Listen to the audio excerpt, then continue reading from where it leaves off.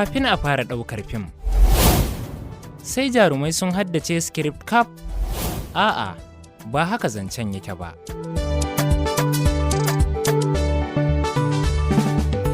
Rashin kiyaye kalaman da ke cikin script ɗin da jarumi zai faɗa, wanda ke cikin rol ɗin da zai taka rawa a fim, kan mai da hannun agogo baya yayin ɗaukar fina-finai a masana'antar Kannywood. Lamarin da ka iya ɓata aikin darakta da kuma jami'an da ke kula da kamarori a lokacin da ake ɗaukar fim. Ka yi ƙoƙari ka maintainin daman nan.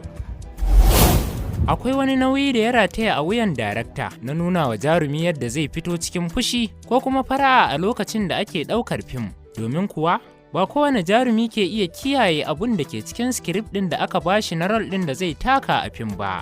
Lamarin kan zama ƙalubale ga sabbin jarumai sakamakon yadda script ya ƙunshi kalmomi da dama a iya adadin lokacin da za a haska jarumi a cikin fim.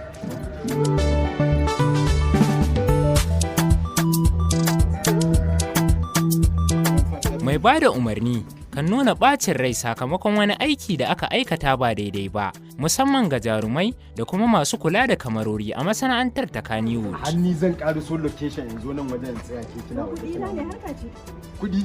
Wannan ba harkar kuɗi ba ne?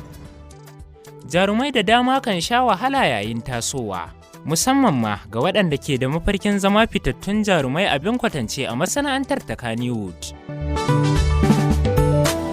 Kasance da wani tauraro a cikin shirin taurarin Kannywood.